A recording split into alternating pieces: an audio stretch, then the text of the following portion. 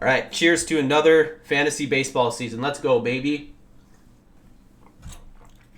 Ah, screwball sucks. All right, so the time you've been waiting for. I know I've been procrastinating on this, but here are the 7-year anniversary all-time power rankings. Dude, we've been playing 7 years. That's incredible, man. That's a long time. That's 3 presidencies that we've been playing fantasy baseball for. And we're going to keep it going a long, long time, too. All right, so moving into things, we're going to do a little bit of housekeeping, though, before we get into the actual power rankings themselves. So first things first here is Chris. Dude, you got to take the ACT. You came in last place. That's your fault, not mine. And I can't let you back into the league until you take it, because if I don't reinforce the last place punishment now, nobody is going to do their last place punishment in the future. So I have to make you take the ACT, or you can't be in the league. But because I like you, I'll give you another option. So right around draft day, if you want to take us out, like a majority or whoever wants to go to like the keg, and I can get a discount, and you can buy us some 12-ounce sirloin steaks. So you can buy dinner for all the fantasy players for like $500, or you can suck it up and spend $50 to take the ACT and bullshit your way through it. Either way, you have to do one of those options before you can come back into the league this year. Regards to the lockout's not a thing anymore. I made this when it was still in the lockout, so we don't have to worry about that. Regards to the draft date is going to for sure be on the weekend of Friday, Saturday, Sunday, the 1st, 2nd, or 3rd of April. Right now I'm leaning towards the Saturday. I already requested off that Saturday. I have it scheduled right now for Saturday, and it's going to be about like 5, 6 in the evening. You guys know me. I love offline drafts where we're all in person, like drafting together. I think that's awesome. But we'll probably lean more towards an online draft, especially if more than one person can't make an offline draft. But let me know if you can't make that Saturday date, because we'll figure out a way around it between the 1st, 2nd, and 3rd. But for right now, we're aiming towards that Saturday, which is exactly 2 weeks from today. So don't get triggered. I'm not changing anything. These are just ideas that I think could make the league more competitive, more interesting. This first one is changing how standings work. So last year we changed it from head-to-head record to top 6 scoring teams get a win, bottom 6 scoring teams get a loss, which I think is a lot more consistent, which is better for the league. But to make it, push it to make it even more consistent would be this option right here, where you can see the highest scoring team gets 12 points and the second highest scoring team gets 11 points, and so forth, so on and so forth, till the bottom team gets 1 point for that week. And then you tally them up at the end of the year, and whoever has the 6 highest spots will get the playoff spots, with the top 2 being the top 2 teams, which get the bye. So let me know what you think. I think this would be better, more consistent, but if we're going to make any big change like this, it would have to be at least 2/3 vote of the majority of the league. So yeah. Another idea I had was keepers, which could make things interesting, I think. Basically how it would work is you get to keep 2 players from your previous year for up to 1 additional year. And the player you keep will be slotted into the round you drafted in the previous year. So let's say, for example, let me just think of some random. So let's say last year I drafted Brandon Woodruff 4th round or whatever last year. In 2021, I drafted Brandon Woodruff 4th round. So that means in 2022, I can keep him as my still 4th round pick. And then you can only hold him for 1 year. That way, Juan Soto doesn't get kept for 20 years and nobody else ever has him on their team. Keepers can get a little convoluted. I have keepers in my fantasy football league, and it does get tricky. So if we did implement this, I would have some rules with it. Free agents cannot be kept. It has to be a draft pick so that you have that draft slot that you would keep them to the next year.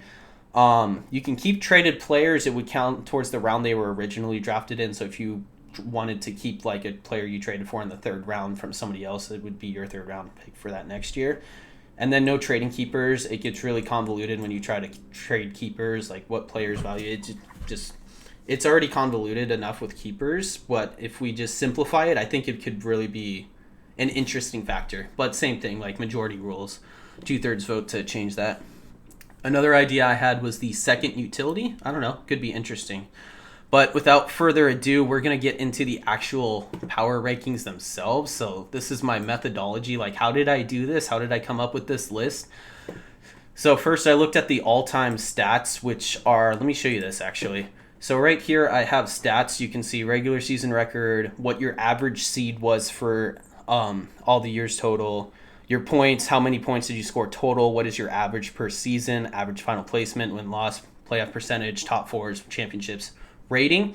Now with the rating, I went through and I went through every season and I gave every team a rating of a scale from 1 to 50. Now, this is just a guesstimate on how well your team did or did not do that year. Just know that I gave your team a rating within about 30 seconds to 45 seconds. So take it with a grain of salt. It's more or less accurate, but give or take like the exact number. But it kind of just puts you into an area so I can determine how well your team was for that year, I guess. So if we turn on all of these here, you can see that everybody's ranked and you can see how well everyone's done compared relative to each other here. So like regular season and all that. So well, I'll get into that later when we go through individual teams.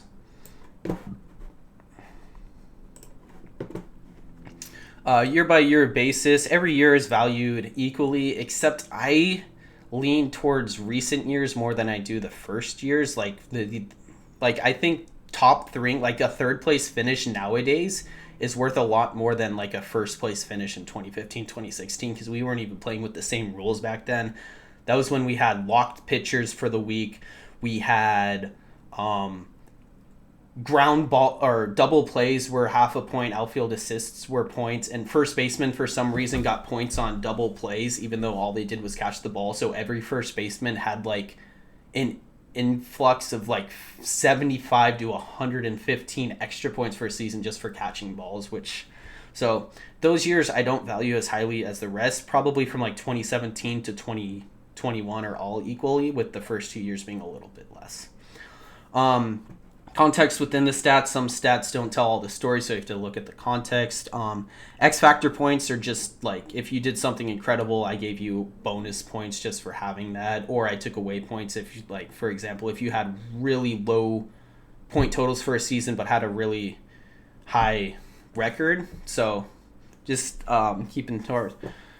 And then stats tell the story, so I think that the stats are the story. This is why we keep playing, is because these storylines keep progressing every year. And then this list is intended to be as objective as I could make it, but obviously I'm just one person who made the list. I didn't like peer review or anything like that, so it's going to be a little bit subjective, so just keep that in mind. But here we go, all-time power rankings. So in the bottom tier, we have the donators. And these are the teams that year in and year out constantly put their buy-in into the league every year, even paying like 11th and 12th place punishments.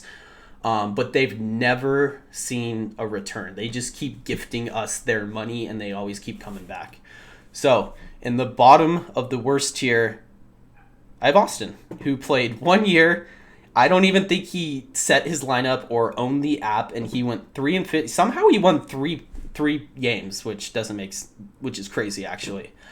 Lowest point total ever. There's not much to say about him. He didn't set his lineup. He just played because we needed a guy that year, so he's at 14th. So at 13th, I have Keaton, who had a pretty good run right here in this 2017 season. He had fourth most points. He finished fourth place. He had a good rating of 38 out of 50.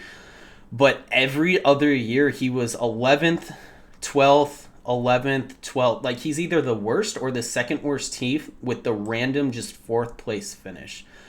So that kind of tells me that he was never really good, and just 1 year he kind of had good players that carried him. So right there, and then you can see 28 and 53 overall record, not good. He averaged the 9th seed. He averaged the 10th place out of 12 teams, which isn't good. And he,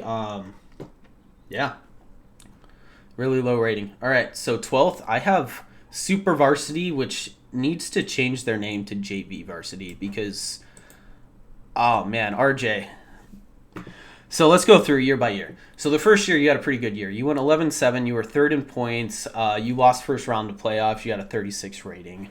Then you went 500 with the eighth most points, lost in the semis, and then you missed 3 consecutive years in the playoffs where you were 10th, and 11th in points scored.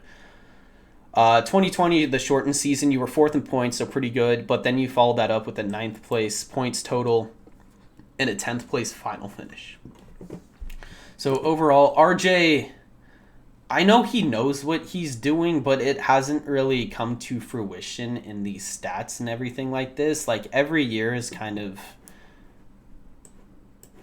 unsatisfactory, I guess. Like, you were only in the top half of the league in points 2 years, and each of those was 2015, like I said, isn't valued as high as the rest. In 2020, which was the shortened season with no playoffs. So it's really hard to give you the bump on that. So yeah, I have RJ at 12th. And then at 11th, oh wait, hold on, let me show you this actually.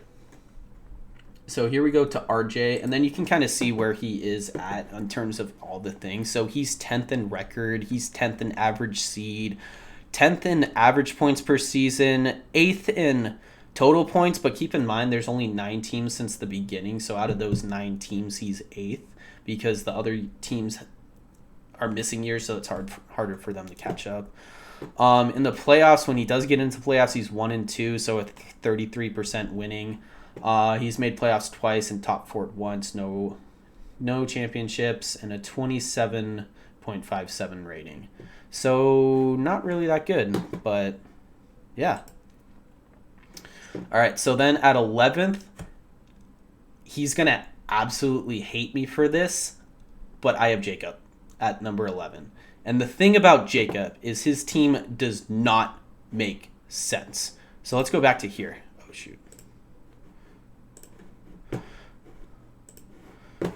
So we turn on Jacobs, and at first glance, right? At first glance, you're like, oh my God, Jacob has the 4th. He's tied for the 3rd best record in the league at 65-51, which is a 56% winning percentage.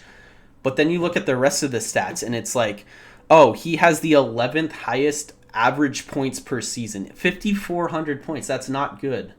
He's 9th in total points, which, like I said, from the first year, only 9 teams have played every year. So out of those 9 teams, he's last. Not a good average final placement. When he does get into playoffs, I mean, he's 2-3. Both of those wins were in 2015, so kind of don't really count that much. And then, like I said, like right here, like the first season, 2015, he got 2nd place. So, like, you can say that's a really good season, but out of 10 teams, he was the 7th in points, and somehow that gave him a 13-5 record. 2016, really good year, all across the board. 2nd in points, 14-4 record. And then you go to 2017, 9th in points, 8-10 record, was the 10th seed, missed the playoffs. 2018, dude, so in 2018 was Kyle's. Kyle had the 2nd best regular season ever, where he had like 6,400 points and missed playoffs. In that same year, Jacob had 5,400 points, 1,000 less points than Kyle. Somehow got him a 10-8 record, and then went one and done. So this is what I'm saying about Jacob: is he is not good, but he's very, very lucky, and like his low so let's look at his points, right? Only 1 year he's been top 6 in points, which was his 2nd year. Every other year he's been below average in points. 7th, 2nd, 9th, 11th, 12th, 7th, 10th. And somehow his record is always inflated because of that. And I value points much more than I do record. I think that tells the story a little bit more. So for that reason is why I have Jacob this low, is because, and if you look at his overall stats, like I said, like he's 11th in average points per season. He's only better than Austin, Keaton, and somebody else. I don't remember who it was. But yeah, so I have Jacob at 11th. And then here at 10th, I have my first hot take of the video. So my first hot take is I have Patrick at 10th. And you can look at Patrick and say, oh, this is one of the worst teams. He's never made playoffs. He has such a shitty record. But, oh, this isn't right. But if you look at The thing about Patrick and why I have him ahead of both Jacob and RJ is because you like these 2 years right here, 2018 and 2019, he scored 6,100 points and then 6,200 points. And I think that 6,000 point threshold is like where the elite teams are. Like if you score 6,000 points in a season, your team is elite. And I think that's like the bar that you want to hit every year. And like I said with Jacob, his highest is 5,900. So never had an elite team. Same with RJ. His highest is 5,800. So never had an elite team. Patrick had an elite team twice and was just unfortunate that he missed the playoffs. Like both of those years he was 9-9. Pretty good rating overall, 37, 36. And if maybe he made the playoffs, maybe he goes and run, maybe he doesn't, who knows. But other than that, I mean, very, very bad 2021. 11th in points, 5,400, 5-11 record. Like I said, he's never made playoffs, which sucks.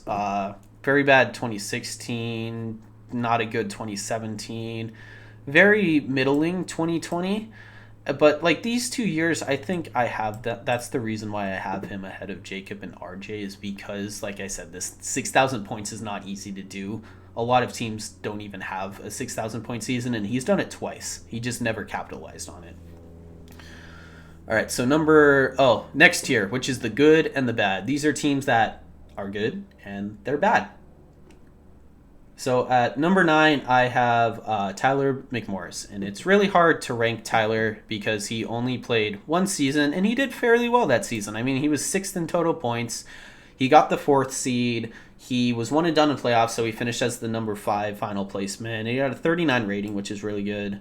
But like I said, it's really hard to rate somebody on just 1 year when we've all played for 6, 7 plus years. So we really need to see more from him before I can really accurately place him, I guess. Because we, like, 6th in points, 11-6 record. Like, is this your highest that you're going to go? Is this the lowest? Like, we got to see what you really have in store if you want to be rated higher in the next power rankings. Not much more to say. Like I said, he only played one season, did fairly well. But at number 8, I have Alex. And Alex is weird because he has this 2018 where he had one of the best seasons ever. He was 6,000 points in 2018, and keep in mind in 2018 there were 7 teams that scored 6,000 points or more. That's the highest ever. The next highest I think is like 4, and there were 7 teams in 2018 that scored 6,000 points or higher, and 2 of them didn't even make playoffs. So I think one of the reasons why his 2018 run is so phenomenal is because every single team in the playoffs was elite. They all scored 6,000 points or more, and he beat all of those teams in playoffs to win the trophy. So really good year here, but like looking back on the rest, he started out back-to-back years being worst total points in the league, which isn't a good look. In 2019, he had 6,100 points, actually outperformed his 2018, but somehow that led to a 7-11 record, which is a good thing we don't have head-to-head point scoring anymore, which gave him the number 9 seed, missed playoffs. So he had a really good year in terms of regular season, got a little bit unlucky and missed playoffs. So, I mean, overall, pretty solid year in 2019. 2020, really bad, 11th in points scored. Good thing that was a shortened season. And then 2021, he came back. He was 7th in points, so he was right around the middle in terms of points scored. Was a game out of making the playoffs. He missed the playoffs. And then when you come here and you look at his like all-time stats, he has a very bad record. His average seed is 8.33, which is not good. So other than that 1 year that he made playoffs and won the championship, he really hasn't done much. Point totals, he's the 12th. Okay, so he only beats Keaton and Austin in terms of average points per season. He averages 5,300 points. That's not good. Total points 3,200.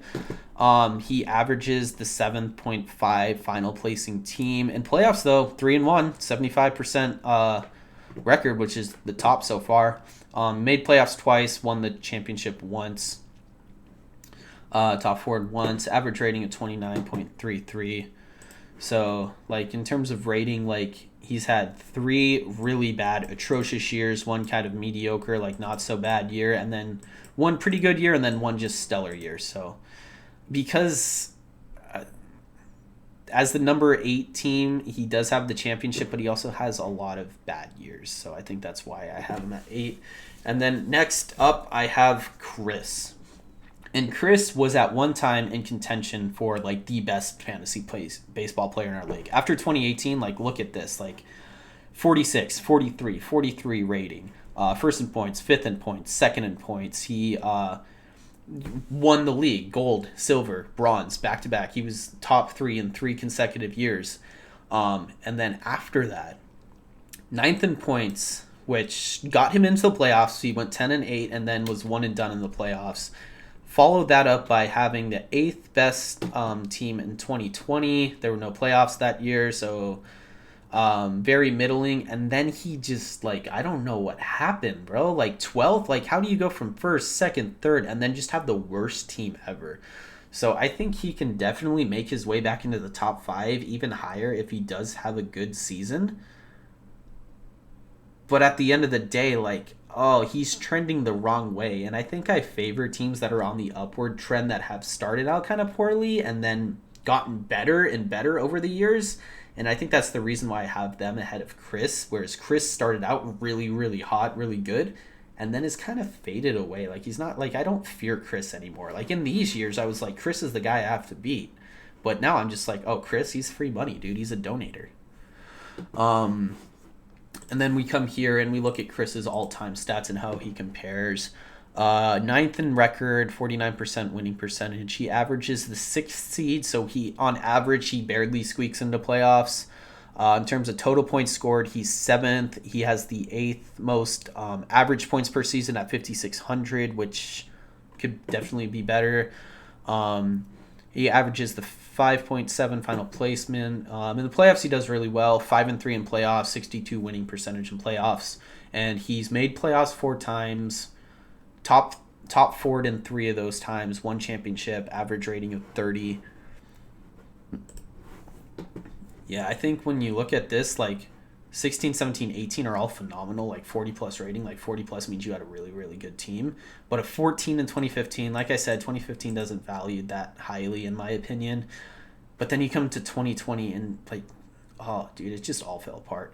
So we'll see if he bounces back or if he's just going to continue to trend poorly.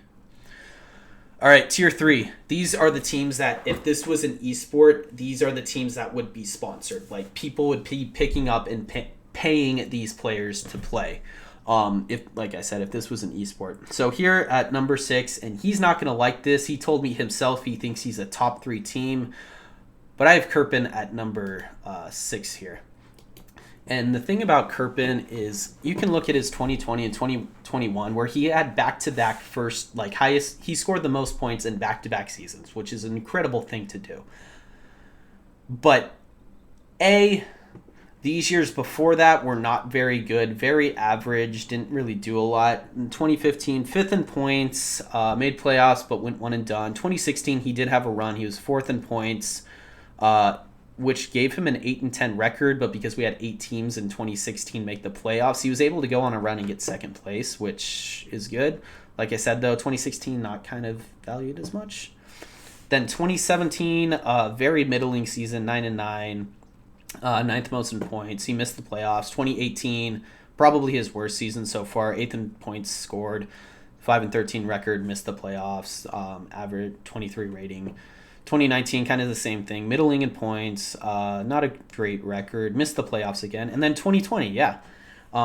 He kind of lucked out, or the opposite of lucked out with 2020. Very unfortunate because there were no playoffs. So he had the best team but couldn't, like, capitalize on the playoffs. And I think playoff success is why other teams are so high above him.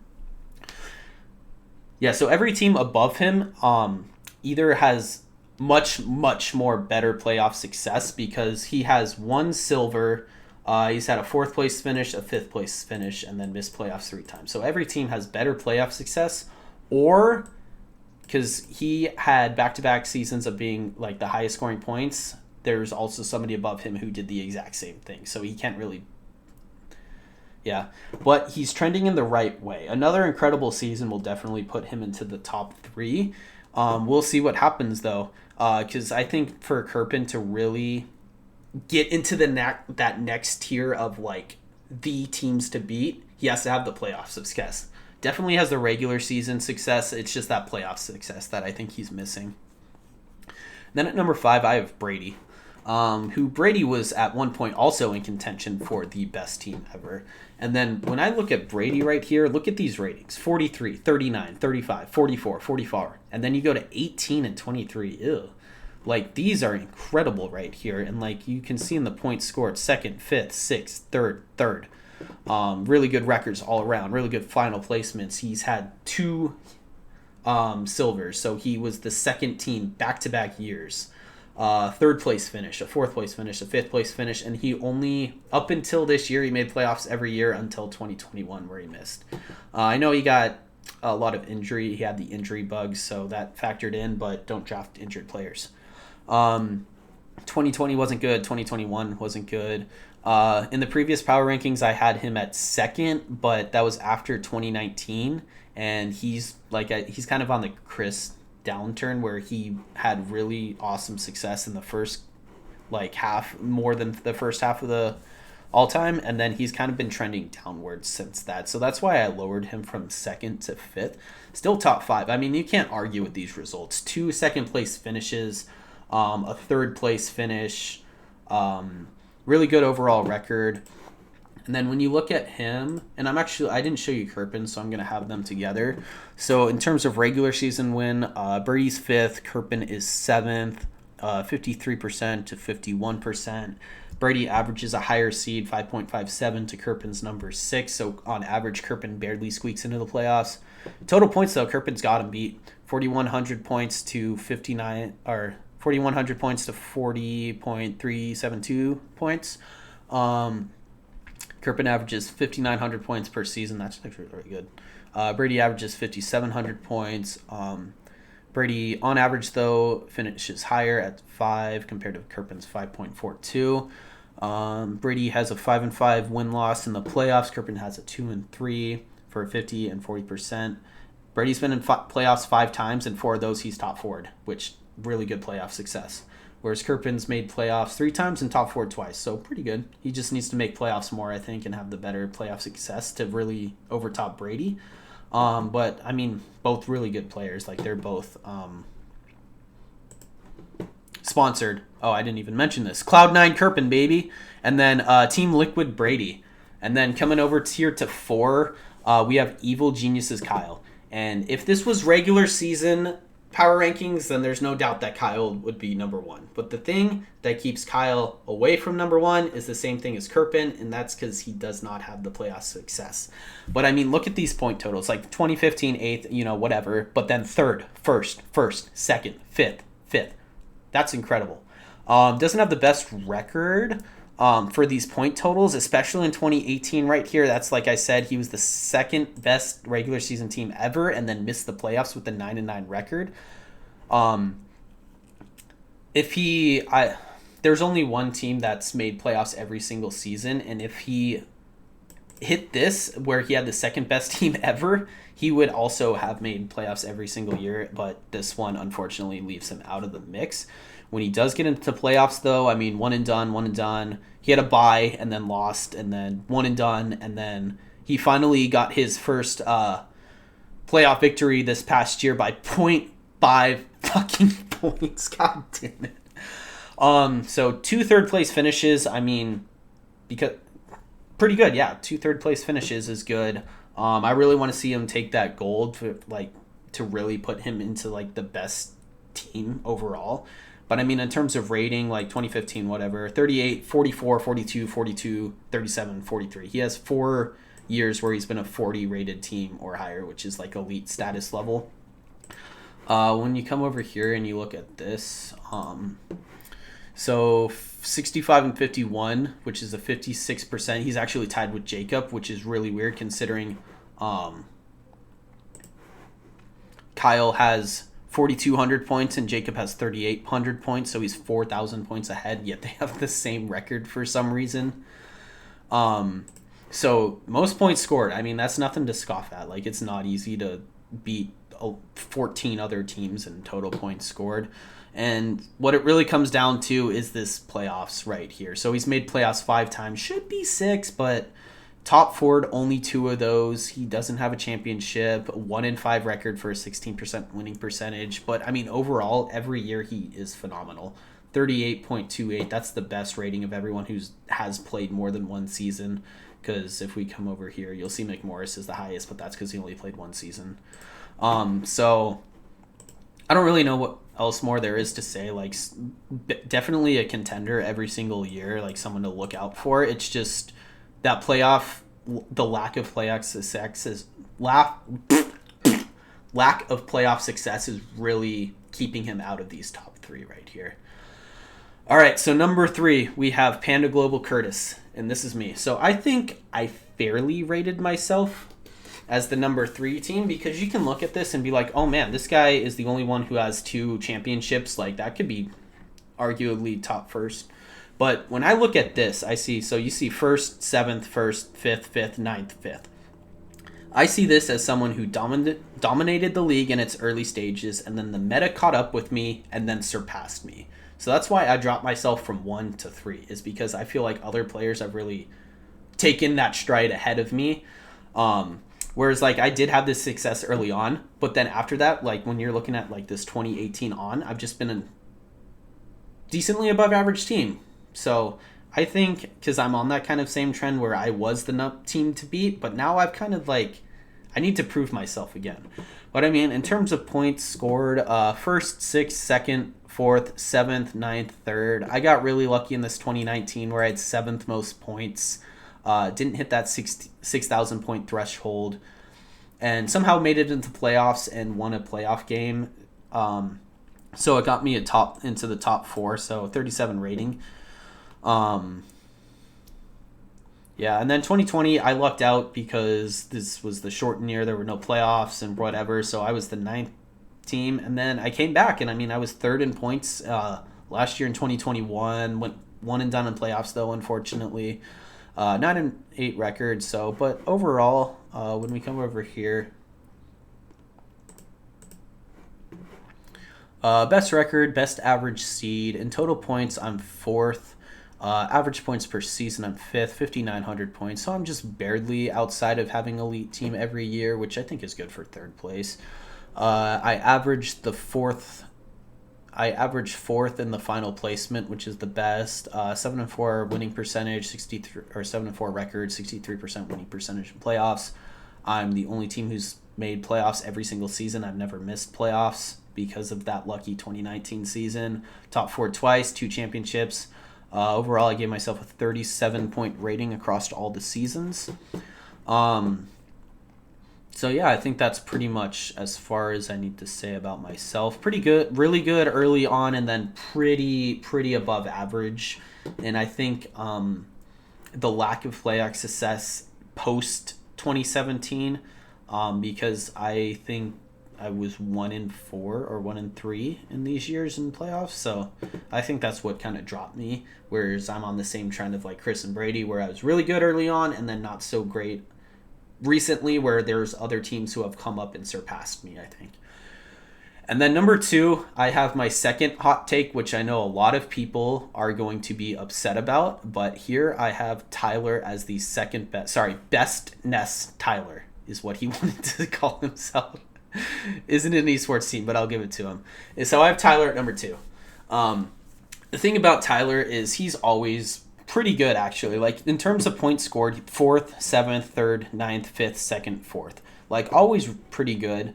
In terms of record, not the greatest record, but I mean, still above 500. And I think what really separates Tyler is because, the recent years, like, look at this. He was 3rd, then 2nd, then 1st. Like, he's trending upwards every single season.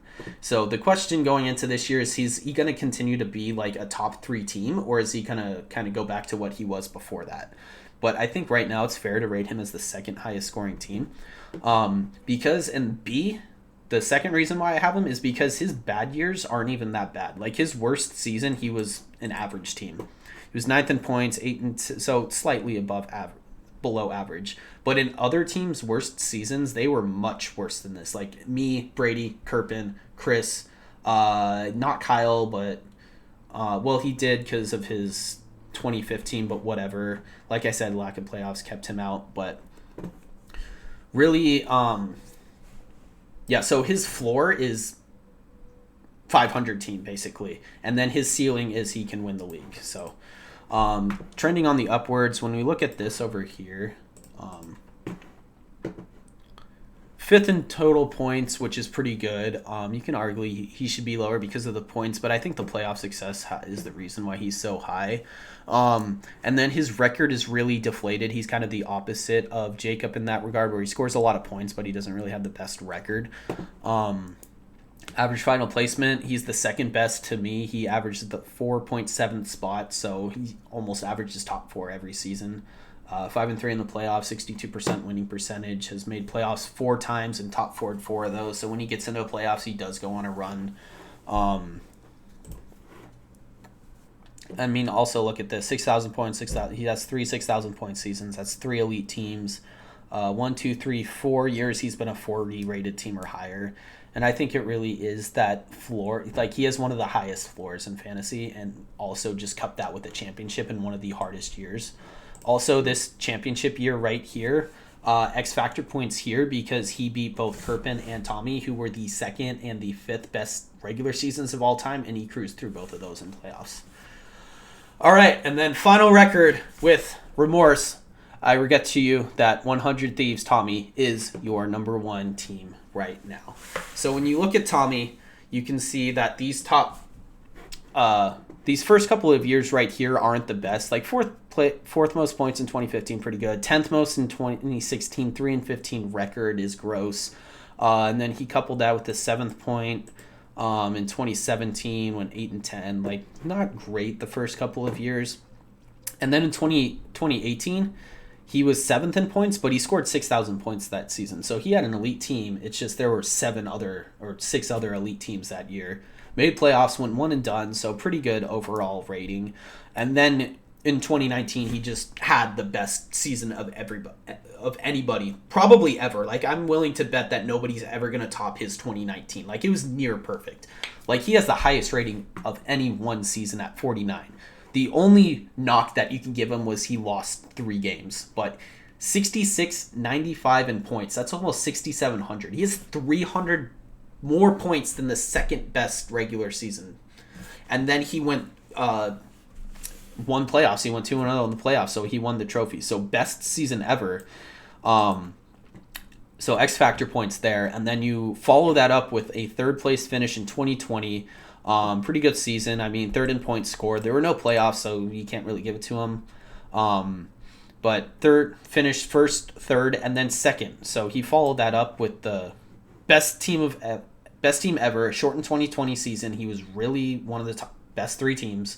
And then had the 5th best regular season of all time. Made it to 2nd place. He had 6,382 points, was 2nd for that year. 12-5 record. In terms of playoff success, he's won. He has a silver, and then he's finished 5th place. He's missed the playoffs twice, but he really is on that up-and-coming trend where he is like the team to beat now. And I don't want to tell him this because he's going to put it in the group chat and just nonstop talk about this to everybody and just, it's going to go to his head really bad that I put him at number 1, but there's no way I couldn't. And when you come over here and you look at this, so Mr. Thomas, 2nd most points scored of all time, which is only behind Kyle. And he has the playoff success that Kyle doesn't. So 3rd best average points per year, which is 2nd to teams that have played more than 1 season because McMorris 1 year kind of skews this out of balance. Other than that, I mean, pretty good rating overall. Those kind of first years got to him, but like I said, the first years don't matter as much as the later years. The recent years are really much more valuable than the first couple of years. But I think that's just about going to do it. I don't have anything else, so congratulations to Tommy to being the best team currently. Looking forward to a great season, dude. This is going to be a really fun year. We have a full 162 games. I was not expecting that at all, and that's about going to do it. Thank you guys for watching.